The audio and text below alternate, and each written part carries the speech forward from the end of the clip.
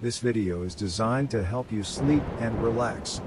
Before we start, I'm curious to know which city you're from and what time you're watching this. Don't forget to subscribe to the channel, unwind, and let's begin.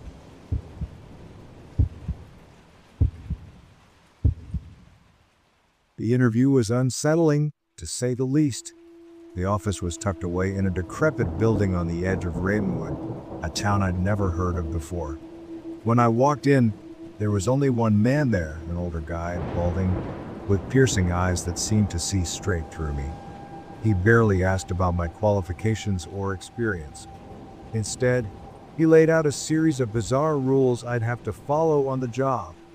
His voice was gravelly, almost menacing, as he spoke. Never use the front door of a property, he said. Always go around back, even if you have to climb a fence.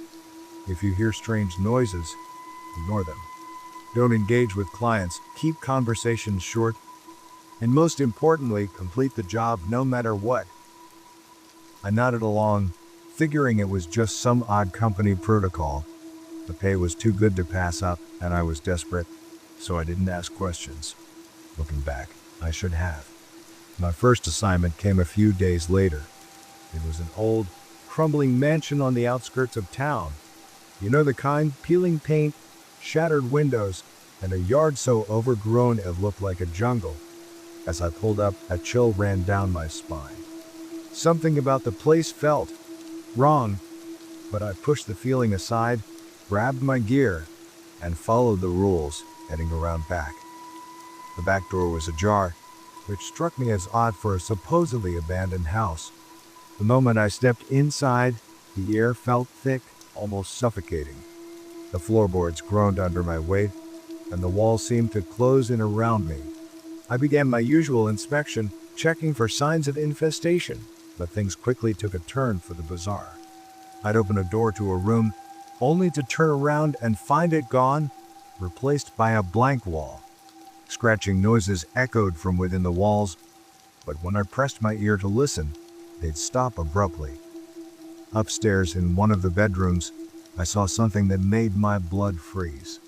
An ancient armchair sat facing away from the door, and for a split second, I swore I saw something sitting in it, something not human. It was a twisted, emaciated figure with limbs bent at impossible angles, but when I blinked, it was gone. I told myself it was just my imagination, a trick of the dim light. Then I noticed the holes in the walls. They weren't normal holes. They were pulsing as if alive. I reached out to touch one, and my hand came away slit with a black, oily substance. That's when I heard it, a low, guttural growl, reverberating from somewhere deep within the house. Every instinct screamed at me to run, but I remembered the boss's words, complete the job no matter what. Against my better judgment, I pressed on. In the basement, I found a hidden trapdoor leading to a tunnel. The stench was unbearable, like rotting flesh. I descended the rickety ladder, my flashlight barely cutting through the oppressive darkness. That's when I saw them creatures skittering along the walls.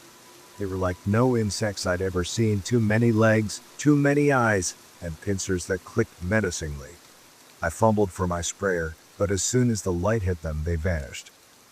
The growl came again, louder this time. I swung my flashlight around and caught a glimpse of something massive moving in the shadows. It was coming for me. I scrambled back up the ladder, slamming the trapdoor shut behind me. The pounding from below was deafening as I raced up the basement stairs. The house itself seemed to conspire against me. Doorways disappeared. Hallways stretched endlessly. But finally, I burst out into the open air, not stopping until I reached my truck. I sat there for what felt like hours, trying to make sense of what had just happened. That night, I barely slept. Every time I closed my eyes, I saw those pulsing holes, those skittering creatures. I heard the growl echoing in my mind. By morning, I'd made up my mind. I had to go back, not because of the job, but because whatever was in that house needed to be destroyed. I stopped at a gas station and filled several canisters. When I returned to the house, I didn't bother with an inspection. I doused everything in gasoline, the walls, the floors, the furniture. The whole time, I felt eyes watching me from the shadows. The temperature dropped sharply, objects moved on their own, and at one point, I heard an old woman's voice whisper, "Please don't do this." But when I turned, no one was there. Finally, I made my way to the basement tunnel. I poured the last of the gasoline down there, my hands trembling, and lit a match. The fire spread faster than I expected. Within seconds, the house was engulfed in flames. As I ran out, I heard an inhuman shriek of rage, and the ground shook beneath my feet. I watched from across the street as the mansion burned, black smoke pouring from the windows. I swear I saw shapes writhing in the flames. The fire department arrived hours later, but by then, there was nothing left but a smoldering foundation. The next day, I went back to the office and handed in my resignation. The old man simply nodded, as if he'd been expecting it. "You did good work," he said, "but this job isn't for everyone." I've tried to move on, but I can't shake the feeling that it's not over. Sometimes at night, I still hear the growl in the distance. And every now and then, I catch a glimpse of something skittering in the corner of my eye. I don't know what was in that house or why the company sent me there. But I do know this, there are things in this world we're not meant to understand. And sometimes it's better to walk away than to dig too deep.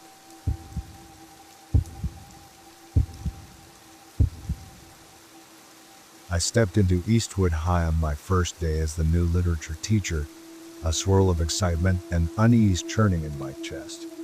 The hallways were alive with the usual chaos of students rushing to class, but something felt off. Beneath the surface of the bustling crowd, there was an unsettling stillness, a quiet that didn't belong. I couldn't quite place it, but it lingered like a shadow at the edge of my vision. When I reached the main office to check in, the secretary handed me a sealed envelope along with my room assignment, room 214. Her expression was unnervingly blank, her eyes distant as she said, "Make sure to read the contents carefully before entering the classroom, Mr. Hayes."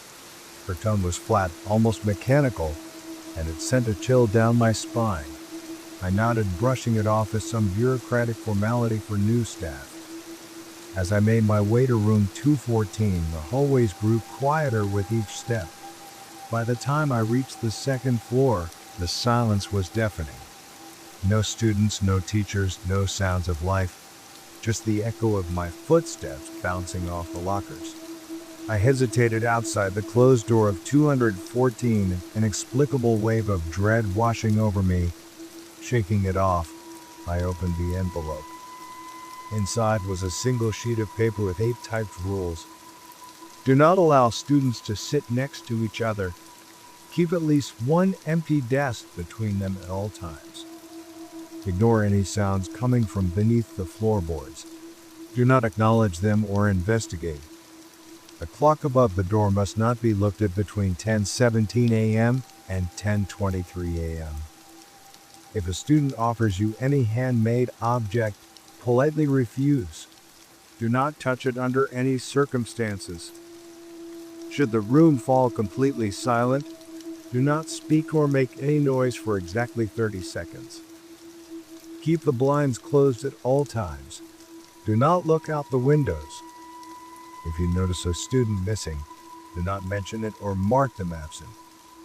Leave the room promptly at 3:15 p.m. Do not stay late for any reason. I read through the list twice, my confusion deepening. Was this some kind of twisted initiation? The precision of the rules, the formal tone, it felt too deliberate to be a prank. My gut told me to take it seriously, though I couldn't explain why. Taking a deep breath, I pushed open the door to room 214. The students were already seated, spaced out exactly as the first rule dictated. Their eyes snapped to me in perfect unison as I entered, their gazes unblinking and unnervingly intense. The silence was oppressive, heavy enough to make my skin crawl. "Good morning, class," I said, forcing my voice to remain steady. "I'm Mr. Hayes, your new literature teacher." No one responded. They just stared, their expressions blank, their eyes hollow. I cleared my throat awkwardly and moved to the desk, setting down my bag. "Let's start by taking attendance, shall we?" As I called out names, the students responded with robotic "Hear S," their voices monotone, their gazes never wavering. It was deeply unsettling. About halfway through the list, I called out, "Lila Carter." There was a beat of silence, and several students shifted uncomfortably in their seats. I was about to mark her absent when I remembered rule number 7. The hairs on the back of my neck stood up. I continued as if nothing was amiss, but my mind was racing. What the hell was going on here? The morning dragged on in a haze of increasingly bizarre occurrences. At one point, I distinctly heard scratching noises coming from beneath the floorboards. Following rule number 2, I forced myself to ignore it, even as some of the students' eyes darted nervously to the floor. Just before 10:17, I found myself compulsively checking the clock. As the second hand ticked closer, an overwhelming urge to keep watching came over me. At the last second, I tore my eyes away, focusing intently on the chalkboard until 10:23 had safely passed. Around 11:30, a small girl in the front row, Sophie, I think her name was, raised her hand. When I called on her, she wordlessly held out what looked like a crudely made clay figurine. I opened my mouth to ask what it was, then snapped it shut as I remembered rule number 4. "No thank you, Sophie," I said as gently as I could. Her face fell, and she clutched the figurine to her chest protectively. I could have sworn I heard it whisper something. Just after lunch, the room suddenly went deathly quiet. Not just the students, all ambient noise ceased. No shuffling papers, no creaking chairs, nothing. Remembering rule number 5, I froze in place, not daring to even breathe. The silence pressed in on me like a physical weight. After what felt like an eternity but was probably exactly 30 seconds, sound rushed back into the room. I let out a shaky breath, my heart pounding. By the time 3:15 rolled around, I was a nervous wreck. I practically bolted for the door, calling out a hasty "see you tomorrow" over my shoulder. As I turned to close the door behind me, I caught a glimpse of Sophie. She was smiling now, but it wasn't a child's smile. It was knowing, almost predatory. I shuddered and slammed the door shut. That night, I barely slept. I kept replaying the day's events in my mind, trying to make sense of it all. Part of me wanted to quit, to never set foot in that school again. But a larger part was morbidly curious. I needed answers. The next morning, I arrived early, determined to get to the bottom of things. But as soon as I stepped into room 214, I knew something was different. Wrong. The students were all there, seated just as they had been yesterday, all except one. The desk where Sophie had sat was empty. My blood ran cold as I remembered rule number 7. I opened my mouth to ask where she was, then clamped it shut. The other students were watching me intently, almost expectantly. I forced myself to begin the lesson as if nothing was amiss, but I couldn't shake the feeling of dread that had settled over me. Where was Sophie? What had happened to her? As the morning wore on, I found myself struggling to focus. The scratching beneath the floorboard seemed louder today, more insistent. I caught myself glancing at the clock more frequently, narrowly avoiding looking at it during the forbidden time. Just before lunch, I made a critical error. Lost in thought, I absentmindedly began straightening the desks. It wasn't until I had pushed 2 of them together that I realized what I'd done. I'd broken rule number 1. The change in the room was immediate and terrifying. The temperature plummeted, my breath visible in front of me. The lights flickered ominously, and the students, their heads swiveled toward me in perfect unison, their eyes now pitch black and soulless. They stood as one, moving toward me with unnatural grace. I stumbled backward, my back hitting the wall. "I'm sorry," I stammered. "It was an accident. I didn't mean." My words were cut off as an invisible force slammed into me, pinning me in place. I couldn't move, couldn't even blink. The students formed a circle around me, their faces masks of cold fury. From behind them, a small figure emerged, Sophie. But she looked different, older somehow, and far more sinister. In her hands was the clay figurine she'd tried to give me yesterday, but now I could see that it bore a crude resemblance to me. "You broke the rules, Mr. Hayes," Sophie said, her voice echoing strangely. "Now you have to stay. Forever." She began to chant in a language I didn't recognize, the other students joining in. The figurine in her hand started to glow, and I felt a tugging sensation in my chest. It was as if my very essence was being pulled into that horrible little object. I tried to scream, to fight against whatever was happening, but it was useless. The world around me began to fade, replaced by an all-encompassing darkness. The last thing I saw was Sophie's triumphant smile as she placed the figurine on my desk. And then, nothing. I'm not sure how long I was gone. Time doesn't work the same way here in this strange in-between place. But eventually, I found myself back in room 214, only now I wasn't really there, not physically at least. I watch as a new teacher enters the room, looking nervous but excited. I see the confusion on his face as he reads the rules. I want to warn him, to tell him to run far away from this cursed place, but I can't.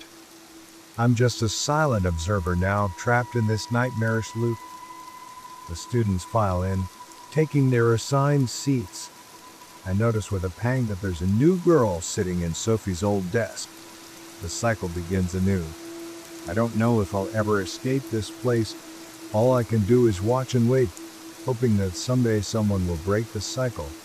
But until then, I remain here, a permanent fixture in room 214, bound by rules I never understood and doomed to witness their enforcement for eternity. If you're reading this, please, whatever you do, stay away from Eastwood High. And if you find yourself assigned to room 214, run. Run as fast and as far as you can, before it's too late.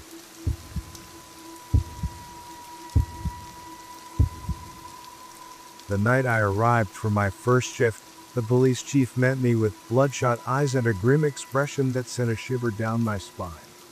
Without a word of greeting, he thrust a crumpled piece of paper into my hands and said in a low, gravelly voice, "Follow these rules to the letter.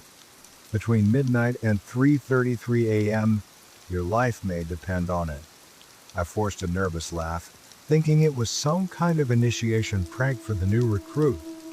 But the chief's face remained stone-cold serious, his eyes piercing through me like daggers. I unfolded the paper and scanned a list of bizarre instructions.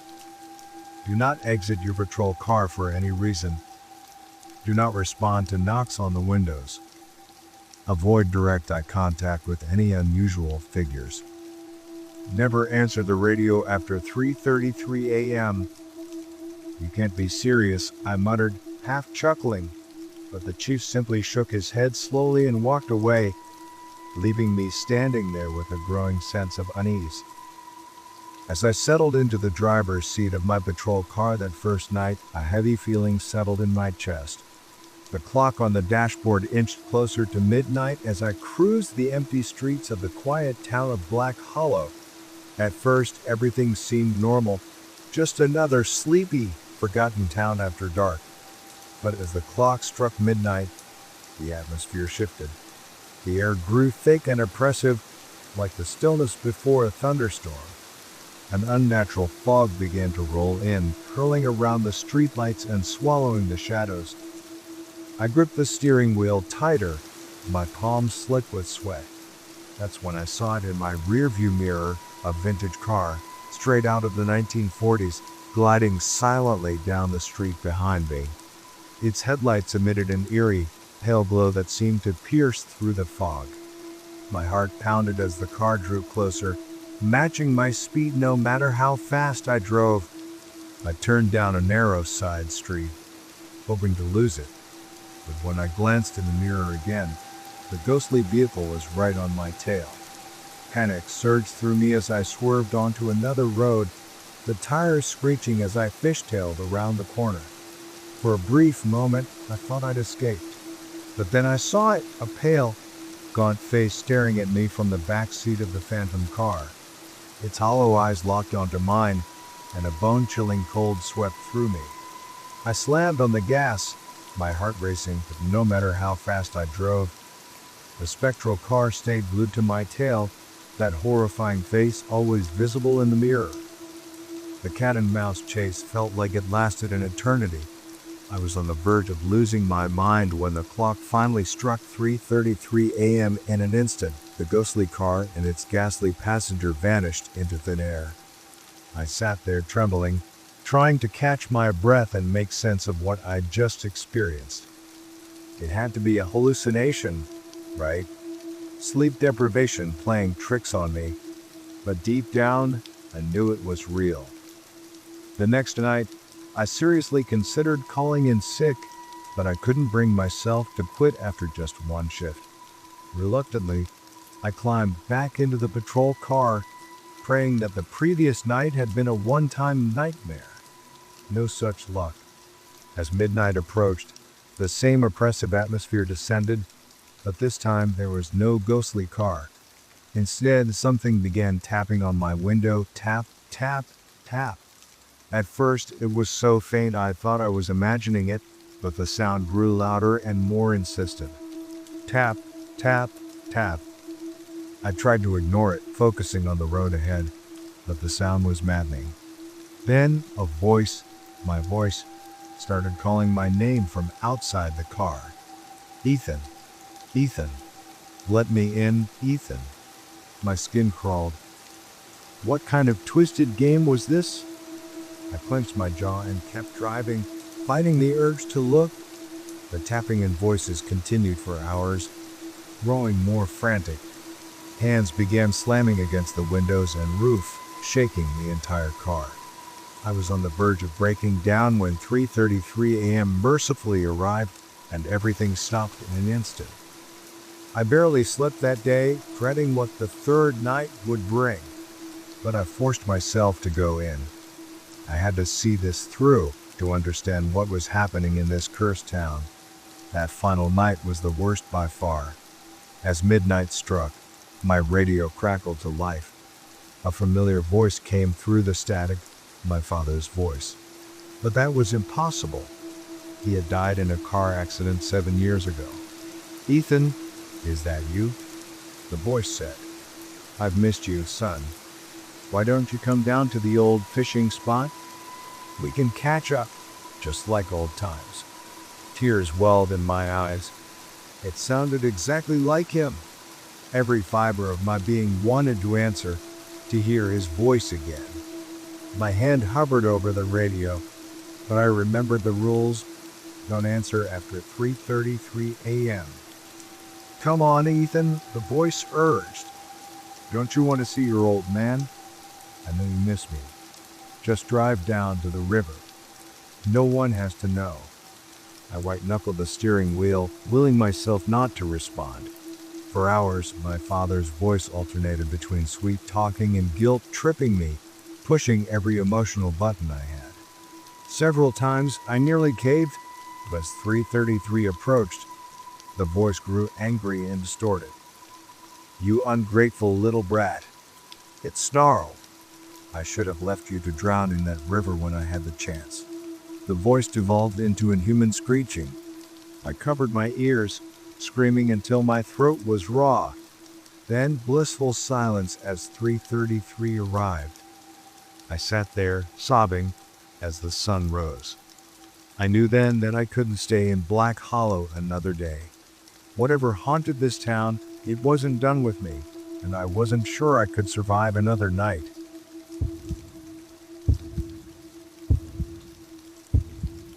I'll never forget that sweltering summer afternoon in Shadowgrove National Park. As a park ranger with over 15 years of experience, I thought I'd encountered every mystery the wilderness could throw at me, but nothing, absolutely nothing, could have prepared me for what happened with little Clara. It was a bustling weekend. The campgrounds were packed with families soaking up the beauty of nature. I was on my usual patrol when the call came in. A 7-year-old girl had vanished from her family's campsite. My stomach dropped. In these dense, shadowy woods, a child could disappear in the blink of an eye. I raced to meet the parents, Daniel and Sophia. They were beside themselves, their faces pale and streaked with tears. Sophia clutched Clara's stuffed rabbit, her hands trembling. "She was right here," Daniel stammered, his voice breaking. Playing by the tent. We only turned away for a moment to set up the grill. Just a moment. We mobilized immediately. Park staff, local law enforcement, volunteers. Everyone fanned out across the forest, calling Clara's name. Hours turned into days, and with each passing moment, the woods seemed to grow darker, more oppressive. The towering trees loomed like silent sentinels, their branches twisting into grotesque shapes. 3 excruciating days passed. We scoured every trail, every crevice, every inch of that cursed forest. But there was no trace of Clara. It was as if she had been swallowed by the earth itself. Daniel and Sophia were hollow shells of themselves, wandering the woods, their voices hoarse from calling her name. Then, on the 4th day, just as we were about to call off the search, a volunteer radioed in. They'd found something in a remote clearing, miles from any marked trail. My heart pounded as I sped there on my ATV. What I saw in the clearing still chills me to my core. Clara was standing there, perfectly still, her gaze fixed on something unseen. Her eyes were glassy, unfocused, as if she were in a trance. She didn't respond when we called her name, didn't even blink. It was like staring at a lifeless doll. I approached her slowly, afraid she might bolt, but she didn't move a muscle. When I touched her shoulder, her skin was icy cold. That's when I noticed it. She wasn't breathing. Not a single rise or fall of her chest. "Clara," I said softly, "it's okay. We're here to take you home." Suddenly, she turned to look at me. I stumbled back, my breath catching in my throat. Her eyes, God, her eyes were completely black, like bottomless pits. For a split second, I thought I saw something moving within them, something ancient and malevolent. I shook it off, blaming it on exhaustion and stress. Clara blinked, and her eyes were normal again, soft, warm brown. But that fleeting moment of otherness left me deeply unsettled. When Daniel and Sophia arrived, Clara didn't run to them. She just stood there, expressionless, as they wept and embraced her. It was all wrong. Where was the relief? The joy of reunion? As we prepared to leave the clearing, Clara began to resist. She dug her heels into the ground, her voice flat and emotionless. "No," she said. "I need to stay. They're not finished with me yet." A shiver ran down my spine. "Who's not finished, sweetheart?" I asked. She stared at me with those unnervingly calm eyes. "The ones who live between the trees," he whispered. "They showed me things.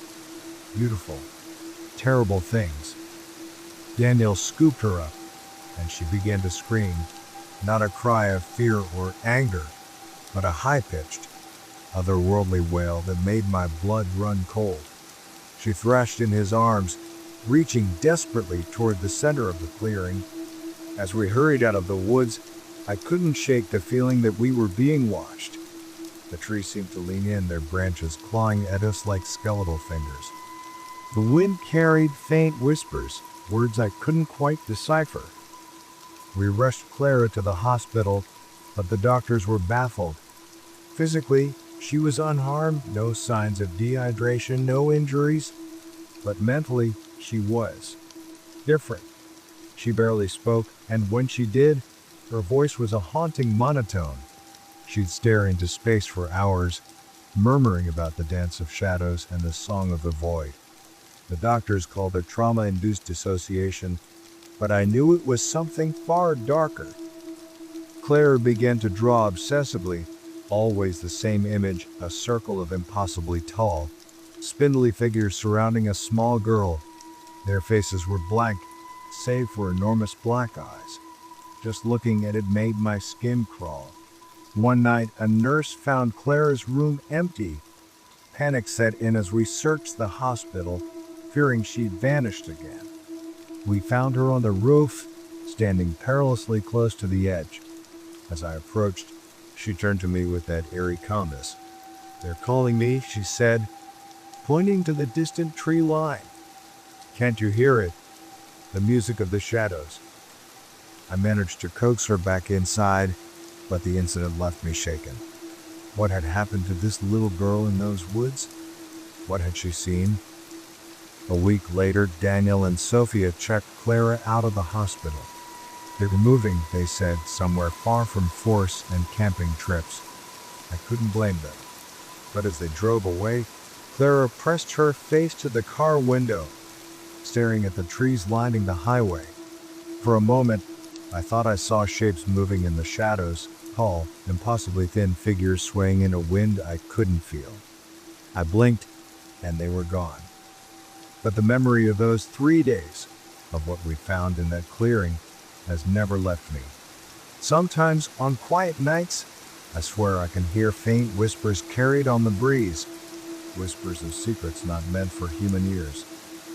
I've been a ranger here for nearly 2 decades, but I never venture into those woods alone anymore. And whenever I see a family setting up camp, I can't help but watch their children a little more closely, because I know the truth now. There are things in this forest that hunger for innocence, things that live in the spaces between trees, between heartbeats, between worlds. And sometimes, if you wander too far off the path, they find you.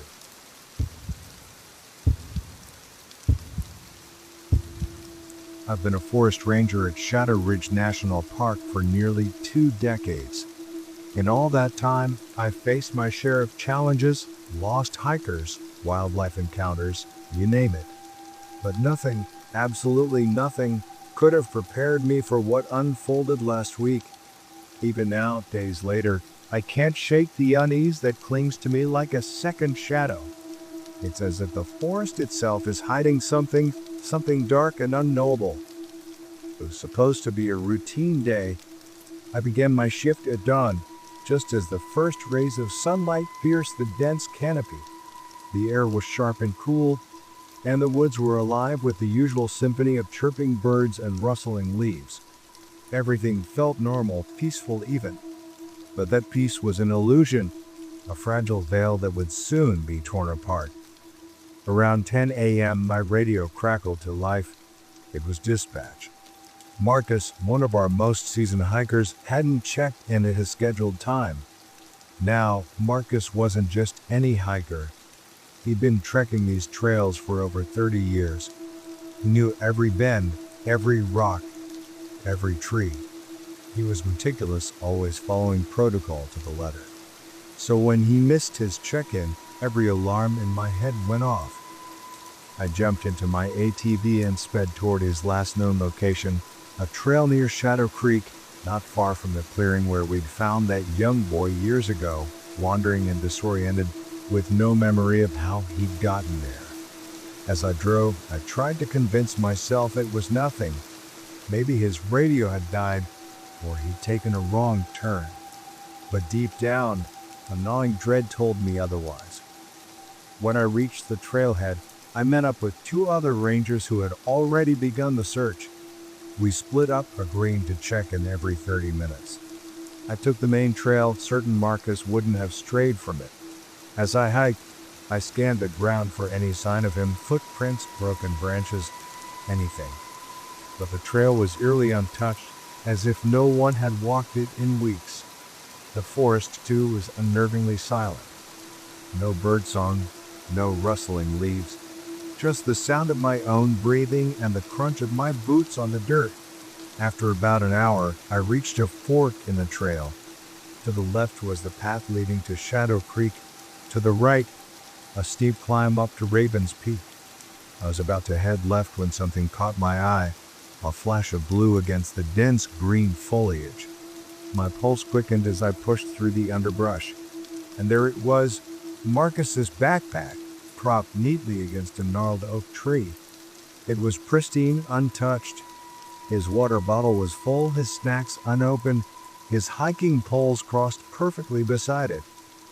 I called out his name, my voice echoing through the trees. Silence! I radioed the other rangers, and within minutes, they arrived. We combed the area, searching for any clue, footprints, signs of a struggle, anything. But there was nothing. No trace of Marcus. It was as if he had simply vanished, leaving behind only his gear, arranged with deliberate care. As the day wore on, more search teams arrived. We brought in dogs, drones, thermal cameras, every resource at our disposal. But it was futile. Marcus was gone, without a single clue to explain his disappearance. The days that followed were a blur of endless searches, debriefings, and consoling his increasingly desperate family. We scoured every inch of that forest, but it was like searching for a ghost. The more we looked, the more questions we had, and the fewer answers we found. What haunts me most is the way his backpack was placed. It wasn't tossed aside or dropped in haste. It was arranged with precision, as if Marcus had decided to take a break, set his things down, and then... what? Walked away. But where? And why leave everything behind? Theories began to circulate. Some suggested he'd suffered a mental break and wandered off. Others whispered about animal attacks, though there was no evidence to support it. A few even brought up more outlandish ideas, alien abductions, supernatural forces. Normally, I dismiss such talk outright. But after what I saw, or rather, what I didn't see, I'm not so sure anymore. It's been a week now, we've had to scale back the search. Officially, Marcus is presumed lost in the wilderness. But those of us who were there know it's more than that. People don't just vanish without a trace, especially not someone like Marcus. I can't shake the feeling of wrongness that has settled over the park. It's as if the forest is holding its breath, guarding a secret it refuses to reveal. Every time I'm out on patrol now, I find myself glancing over my shoulder, half expecting to see Marcus step out from the trees, or something else entirely. The truth is, this isn't the first strange occurrence in these woods. There was the incident with the boy years ago, found wandering with no memory of how he got there. And over the years, I've heard whispers from other rangers, unexplained noises. There have been malfunctions, and persistent feeling of being watched. But Marcus's disappearance is different.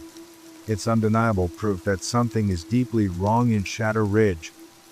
I always prided myself on being rational, on having an explanation for everything. But now I'm not so sure. I lie awake at night, replaying the day in my mind. What did we miss? What could have happened to make a man like Marcus vanish without a trace? And more terrifyingly, could it happen again? The park feels different now. The trails I once knew so well feel foreign. Every shadow seems to hide a secret, every rustle in the underbrush a potential threat. I know I should request a transfer, put as much distance between myself and Shadow Ridge as possible. But I can't. Not until I know what happened to Marcus. Not until I can make sense of the impossible. So I'll keep patrolling these trails, keep searching for answers. But now every time I step into the forest, I can't help but wonder, am I walking into the same trap that caught Marcus? And if I am, will anyone ever find my backpack, neatly placed against a tree, the only sign that I was ever here? The forest keeps its secrets well. But I'm determined to uncover the truth, no matter how terrifying it might be.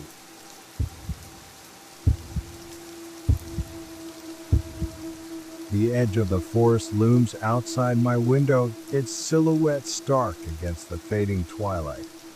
The trees sway gently, their movements almost hypnotic, as if they're whispering secrets to one another. But I know better now. There's something out there, something ancient, something hungry. It doesn't just watch, it waits. And it takes. If I don't tell this story, who will? How many more will vanish into the depths of Shadow Grove before the truth is uncovered? As I sit here, pen in hand, I can't shake the feeling that I'm being watched even now. The woods have a way of reaching out, even from a distance. They're not just trees and underbrush, they're alive, and they remember. If you're planning a trip to Shadow Grove, reconsider. If you must go, stay on the trails. Keep your wits sharp, your senses sharper, and never, never venture out alone. Because in these woods, one wrong step could be your last. One moment you're there, and the next, you're gone. It was supposed to be a celebration. Finals were over, and my roommate Marcus suggested we blow off steam with a weekend camping trip. Shadow Grove National Park was only an hour and a half from campus, and our friends Clara and Daniel were quick to agree. We packed our gear, loaded up the car, and set off, eager to leave the stress of school behind. The park was stunning. Towering evergreens stretched endlessly into the sky, their branches forming a canopy that filtered the sunlight into a soft, green glow. We hiked a few miles to our campsite, a secluded clearing surrounded by dense forest. It felt like stepping into another world, peaceful, untouched. We set up our tents, gathered firewood, and spent the evening laughing around the campfire, roasting marshmallows and sharing stories. But as night fell, the mood shifted. The forest, so inviting by day, began to feel wrong. The air grew heavier, and the sounds of the woods, crickets, rustling leaves, seemed to fade, replaced by an eerie silence. I couldn't shake the feeling that we weren't alone. My eyes kept darting to the shadows beyond the firelight, half expecting to see something staring back. "Do you hear that?" Clara whispered suddenly, her voice trembling. We all froze listening. At first, there was nothing. Then, faintly, I heard it, a low murmuring sound, like voices carried on the wind. But it wasn't language. It was something else, something guttural and unnatural. "It's just the wind," Daniel said, though his voice lacked conviction. We tried to laugh it off, but the unease lingered. That night, I barely slept. The whispers grew louder and more insistent, and I swore I saw shapes moving outside the tent. I told myself it was my imagination, but deep down, I knew better. The next morning, Marcus was gone. His sleeping bag was still there, neatly zipped, as if he'd never left. But there was no trace of him, no footprints, no signs of struggle. It was as if he'd been plucked from existence.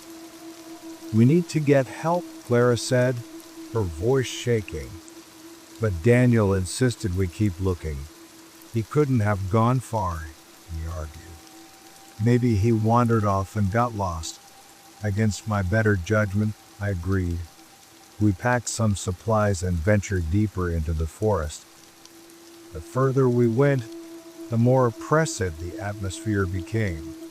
The trees seemed to close in around us, their gnarled roots twisting like skeletal fingers. The whispers grew louder, more distinct, though I still couldn't understand them. And the feeling of being watched, it was unbearable. I kept catching glimpses of movement in the corner of my eye, but when I turned, there was nothing there. By midday, exhaustion and fear had taken their toll. We stopped to rest in a small clearing. That's when Daniel vanished. One moment he was sitting beside me, and the next, gone. No sound, no struggle. just gone. Clara screamed, "We have to get out of here. Something is taking us." We ran, crashing through the underbrush, branches clawing at our faces. I could hear Clara behind me, her breaths coming in ragged gasps. But when I glanced back, she wasn't there. The path behind me was empty. "Clara," I shouted, my voice echoing through the trees. Only the whispers answered, swirling around me like a chorus of unseen voices. Panic surged through me as I realized I was alone. I don't know how long I ran. Time lost all meaning as I stumbled through the forest, driven by sheer terror. Finally, I burst onto a hiking trail and followed it, praying it would lead me to safety. When I saw the ranger station through the trees, I nearly collapsed with relief. The rangers found me in a state of shock, babbling incoherently. "They took them," I kept repeating. "They took them all." Search parties combed the forest for days, but they found nothing. Our campsite was exactly as we'd left it, untouched. There was no sign of Marcus, Clara, or Daniel. No footprints, no belongings. It was as if they'd never existed. Since then, I've been through countless interviews and evaluations. The authorities think I'm lying or delusional, but I know what I saw. I know what I heard. Those whispers still haunt my dreams, and I wake up drenched in sweat, convinced I'm being watched. Sometimes I wonder if I ever truly escaped. Maybe the forest let me go, but only for a time. Maybe it's waiting, biding its time, until it comes for me too. All I know is this shadow grove is not what it seems. And if you value your life, you'll stay far, far away.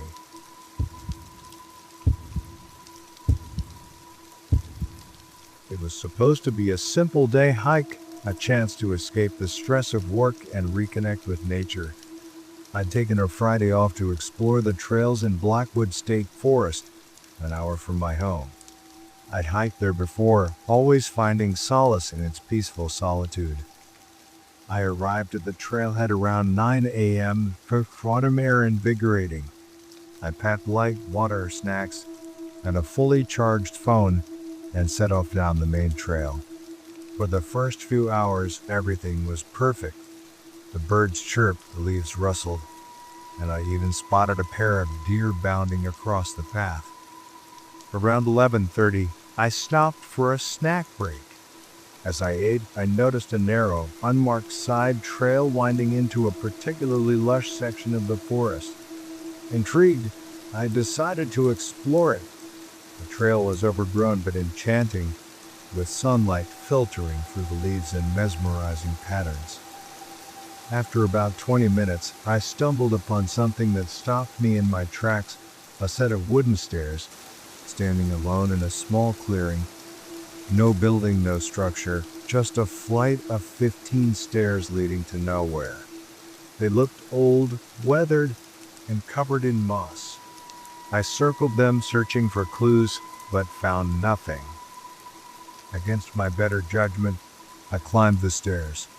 As I ascended, a wave of dizziness washed over me, and my vision blurred. When I reached the top and opened my eyes, the forest had changed. The trees were taller, their branches gnarled and twisted.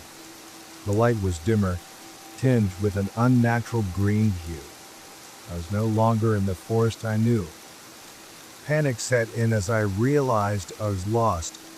My phone had no signal, and the GPS placed me in the middle of the ocean. I tried to retrace my steps, but the woods felt alien and menacing. Strange bird calls echoed around me, and the shadows seemed to close in.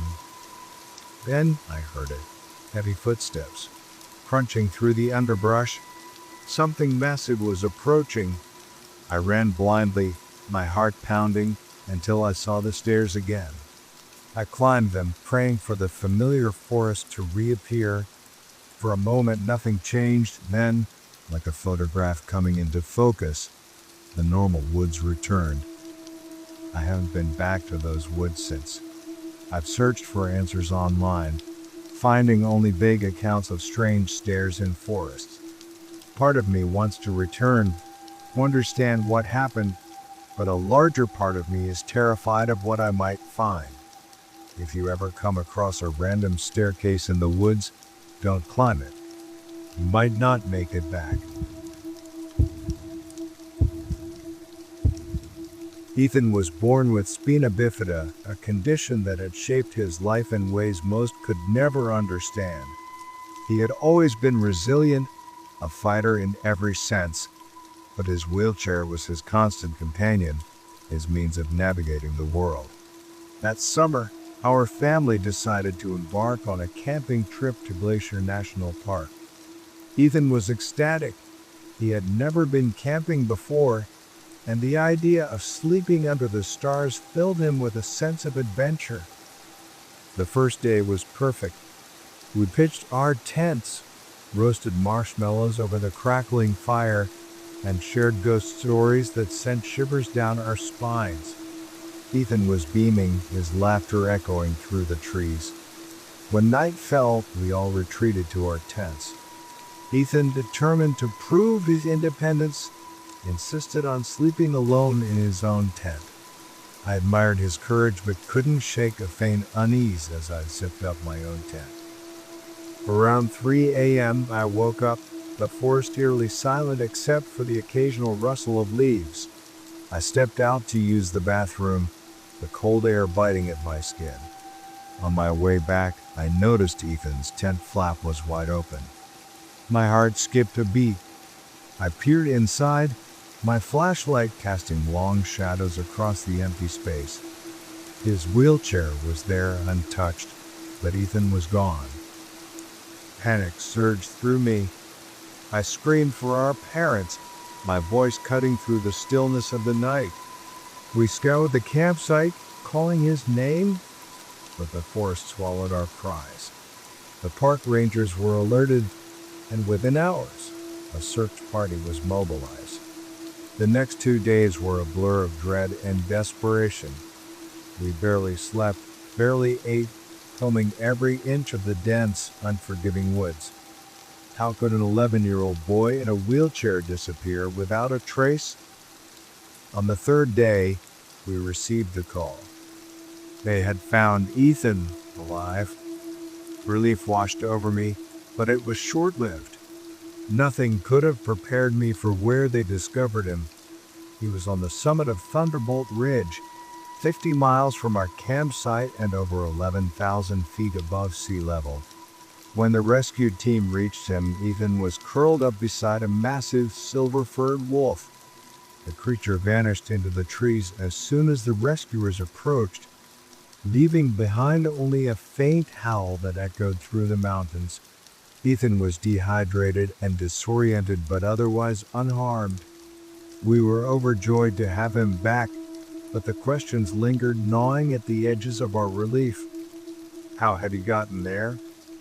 Who or what was that wolf? Ethan couldn't explain it. He said the last thing he remembered was falling asleep in his tent. Then he woke up on the ridge, the wolf by his side. He claimed the animal had kept him warm, his presence a shield against something lurking in the shadows. When I pressed him about what he meant, Ethan grew quiet, his eyes darting to the corners of the room.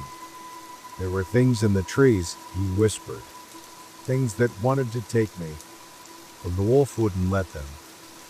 The doctors attributed Ethan's memory loss to trauma and dehydration, but their explanations fell short. How does a boy who can't walk end up 50 miles away, on the peak of a mountain? We tried to move on, to put the incident behind us, but I couldn't shake the feeling that something inexplicable had occurred. Ethan still has nightmares, waking in the dead of night, crying about the shadows that chased him. Sometimes, when the house is quiet, I swear I hear the distant howl of a wolf outside his window. I've spent countless nights researching, scouring stories of other disappearances in national parks. Tales of people vanishing without a trace, only to reappear in impossible locations. Stories of mysterious animals, wolves, bears, even birds, appearing to guide or protect lost hikers. But nothing quite matches what happened to Ethan. It's as if he was taken by something ancient and otherworldly, only to be returned by a force equally enigmatic. I don't know if I believe in the supernatural, but I know what I saw. My brother, who relies on a wheelchair, somehow traversed 50 miles of rugged terrain in 2 days. And that wolf, it was no ordinary animal.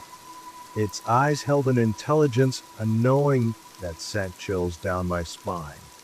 Sometimes I wonder if it's still out there, watching over Ethan, guarding him from whatever lurks in the shadows.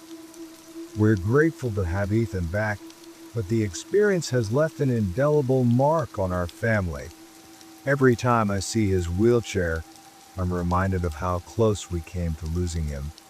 And I'm haunted by the thought that there are forces in this world beyond our understanding, forces that can snatch a child from his tent and carry him to the top of a mountain, forces that can also bring him back.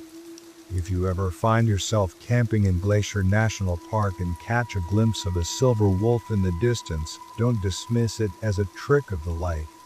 It might be more than just an animal. It might be a guardian, a protector of the lost. As for Ethan, he's doing better now. The nightmares are less frequent, but he still refuses to go camping again. I don't blame him. Sometimes I catch him staring out the window, his eyes scanning the horizon. When I ask what he's looking for, he simply says, making sure the shadows stay away. I don't know what to make of it all. Some mysteries are better left unsolved, but others demand answers that may never come. If you're ever in the wilderness and feel like something is watching you, trust the instinct. There are things out there, things that defy explanation, things that can take a child from his tent and carry him to the top of a mountain. And maybe, just maybe, there are also things that can bring him back. Be careful out there. The woods are alive, and they're not always friendly. As for me, I'll keep searching for answers. Maybe one day, I'll understand what truly happened to Ethan during those 2 days. But until then, I'll remain vigilant, always watching for that silver wolf, the guardian of the lost. Because in this world, there are more things in the shadows than we dare to imagine. And sometimes the line between protector and predator is thinner than we'd like to believe. Stay safe out there. And if you ever hear a wolf howling in the night, remember, it might not be just an animal. It might be something more. Something watching over you, keeping the shadows at bay, just like it did for Ethan.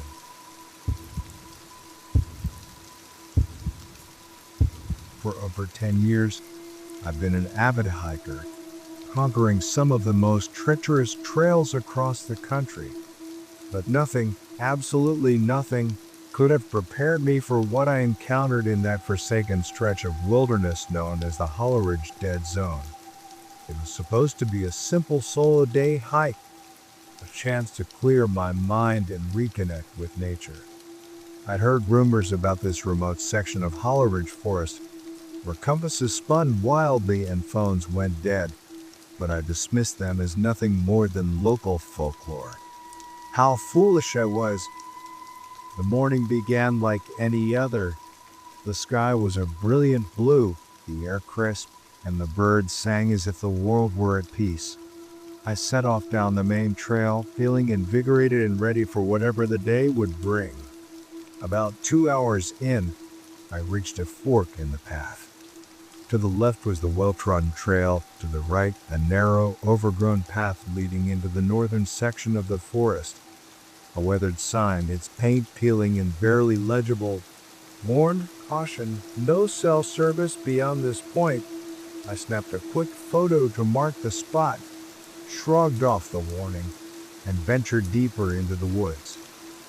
At first, everything seemed normal, but gradually, the atmosphere began to shift. The trees grew denser, their branches twisting together to form a canopy so thick it blocked out the sun. The air became heavy, almost suffocating, and an unnatural stillness settled over the forest. I checked my phone out of habit, only to find it completely dead. No signal, no power, nothing. My watch had stopped too, though I was certain I'd charged it the night before. I tried to shake off the growing unease, telling myself it was just my imagination. But with every step, the feeling of dread in my stomach intensified.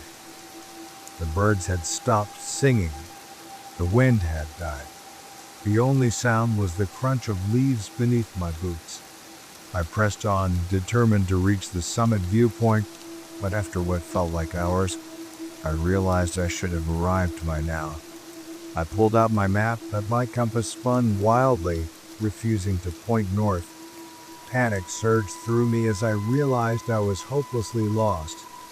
I turned back, trying to retrace my steps, but nothing looked familiar. The trees seemed to shift and blur, their shadows dancing at the edges of my vision. My breath came in shallow gasps as I fought to stay calm. Then I saw it, a flash of bright red amidst the muted greens and browns of the forest. My heart leapt with hope. Maybe it was another hiker who could help me. I rushed toward it, but as I drew closer, my blood turned to ice. Hanging from a twisted oak tree was a jacket, a bright red windbreaker. It looked brand new, untouched by time or weather. With trembling hands, I unhooked it from the branch.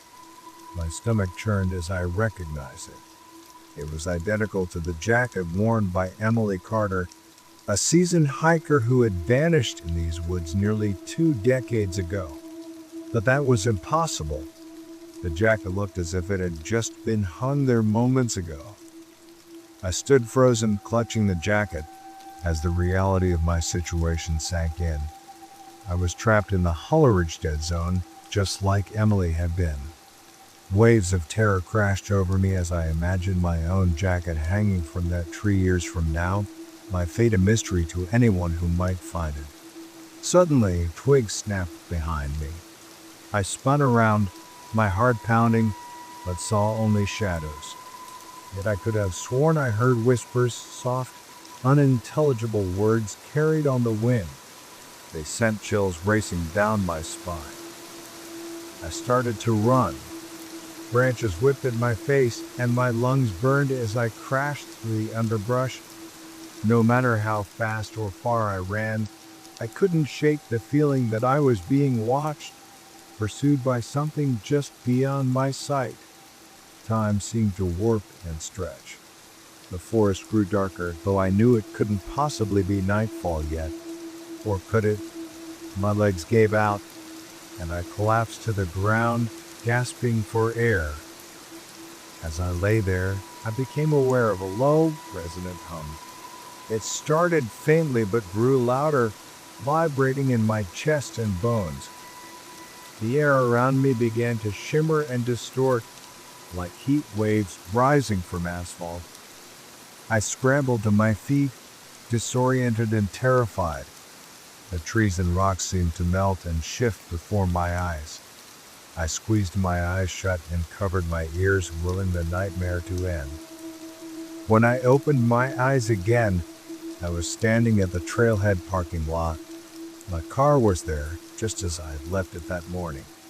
The sun was setting, casting long shadows across the ground. I fumbled for my phone with shaking hands.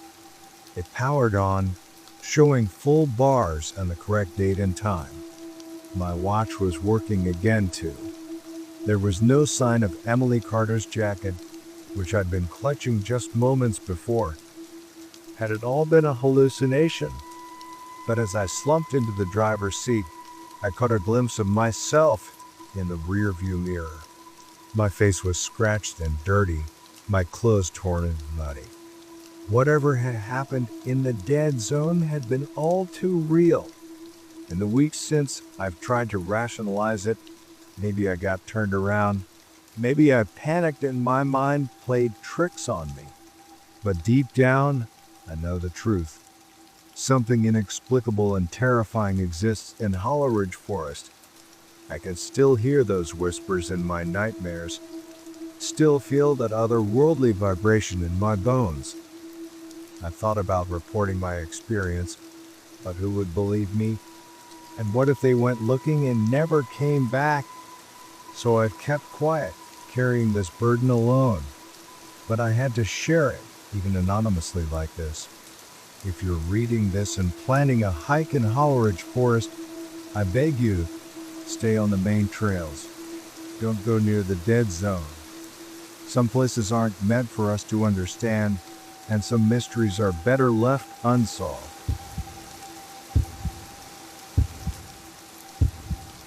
I still can't shake the memory of what unfolded that fateful summer day in 1972.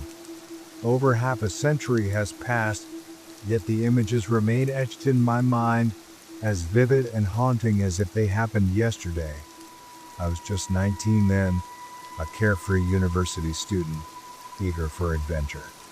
That summer, I joined a group of friends, Ethan, Clara, Daniel, Sophie, and Ryan, on a camping trip deep in the shadowy woods of the Pacific Northwest. We were all brimming with excitement for a weekend of hiking, swimming, and nights spent under the stars. Little did we know our lives were about to take a turn into the inexplicable. We arrived at the campsite on a Friday afternoon. The air was sharp and fresh, carrying the earthy aroma of cedar and pine. We pitched our tents, gathered firewood, and spent the evening laughing, sharing stories, and gazing at the constellations that slowly emerged above us. It was idyllic, the kind of night that makes you believe nothing could ever go wrong. The next morning, we woke early to the sound of birdsong and the rustling of leaves. We cooked a hearty breakfast of scrambled eggs and toast, the smell of coffee mingling with the crisp forest air. Just as we were finishing, we heard it, a sound so strange, so otherworldly, that it sent a chill down my spine. It was melodic, yet not quite music. It wasn't speech either, but something in between, as if the forest itself were whispering to us. The sound seemed to come from deep within the woods, faint at first but growing steadily louder. "What is that?" Clara asked, her voice trembling slightly. Her eyes darted toward the trees, searching for the source. "Probably just the wind," Daniel said, though his tone lacked conviction. There was a flicker of unease in his eyes, a crack in his usual bravado. We tried to brush it off, to continue with our plans for the day, but the sound persisted, growing more insistent, more hypnotic. It was as if it were calling to us, pulling at something deep within our minds. By midday, we were all transfixed, our plans abandoned. We sat around the campsite, listening, unable to tear ourselves away. The sound was both beautiful and terrifying, like the song of sirens luring sailors to their doom. As the afternoon wore on, the melody grew louder, almost deafening. It filled the air, drowning out all other sounds. And then, without warning, Sophie stood up. Her eyes were glazed, her expression blank. "We have to go to it," she said in a monotone voice. "It's calling us." Before any of us could react, she began walking toward the forest. Brian leapt to his feet to stop her, but then he paused, tilting his head as if listening to something only he could hear. And then, to my horror, he followed her. One by one, my friends rose and walked into the woods, drawn by that unearthly sound. I grabbed Ethan's arm as he passed me, my voice cracking with desperation. "What are you doing?" "We can't go out there." But he shook me off without a word. his eyes empty, as if he were no longer himself. I stood there, paralyzed by fear and indecision. Every instinct screamed at me to run, to escape, but I couldn't abandon my friends. With my heart pounding in my chest, I followed them into the darkening forest. The trees seemed to close in around us, their branches twisting like skeletal fingers. I called out to my friends, pleading with them to stop, but they marched on as if in a trance, deaf to my cries. The sound grew louder, filling my head until it was all I could hear. Time lost all meaning as we walked. It could have been minutes or hours, I couldn't tell. But suddenly, we emerged into a small clearing, and the sound stopped. My friends stood motionless, their eyes fixed on something in the center of the clearing. I pushed past them, my breath catching in my throat. There, in the middle of the clearing, was something. I hesitate to call it a creature because it defied all logic, all understanding. Its form shifted and morphed as I stared at it, sometimes humanoid, sometimes animalistic, and at times, it seemed to blend into the very fabric of the forest. The only constant was its eyes, huge, glowing orbs that seemed to pierce my soul. I wanted to scream, to run, but I was frozen in place. The thing began to move toward us, emitting that same melodic sound. My friends stepped forward, their arms outstretched as if in worship. In that moment, blind panic overcame me. I turned and ran, crashing through the underbrush, branches tearing at my face and arms. I ran until my lungs burned and my legs gave out. When I finally collapsed, gasping for air, I realized with a sinking dread that I was utterly lost. The forest stretched endlessly in every direction, and night was falling fast. I spent that night huddled at the base of a tree, jumping at every sound, certain that the thing from the clearing was coming for me. When dawn broke, I began walking, desperate to find my way out. Hours passed, and I grew more disoriented and dehydrated. Just as I was about to give up, I stumbled upon a trail. With the last of my strength, I followed it and eventually reached a ranger station. I burst through the door, babbling incoherently about my friends and the thing in the forest. The rangers were alarmed by my state and tried to calm me as I recounted my story. At first, they seemed skeptical, but as I described the location of our campsite, their expressions grew grave. They told me there had been reports of strange sounds and lights in that area for years, but nothing like what I described. They immediately organized a search party. I waited at the station, clinging to the hope that my friends would be found safe. But when the search party returned, their grim faces told me everything. They had found our campsite exactly as we'd left it, tents still standing, breakfast dishes on the table, but there was no trace of Ethan, Clara, Daniel, Sophie, or Ryan. The search continued for weeks, involving dogs, helicopters, and expert trackers, but not a single clue was ever found. It was as if they had vanished into thin air. I was questioned relentlessly by rangers, police, and even FBI agents. They seemed to suspect I had something to do with their disappearance, but they couldn't explain how 5 people could vanish without a trace. Eventually, they had to let me go. For the past 50 years, I've searched for answers. I've delved into every conspiracy theory, every account of strange phenomena, hoping to find an explanation for what we encountered. I've returned to those woods countless times, scouring the area for any clue, but I've found nothing. Sometimes I wonder if I imagined it all, if the trauma of losing my friends caused me to invent this fantastical story. But then I remember the sound, that haunting, beautiful, terrifying sound, and I know it was real. I still have nightmares about that thing in the clearing, about those glowing eyes staring into me. I wake up in a cold sweat, certain that I can hear the melody calling me. A part of me still wants to follow it, to uncover the mystery of what happened to my friends. But a bigger part of me is afraid that if I ever hear that sound again, I might not be able to resist its pull. And I fear what I might find, or what might find me.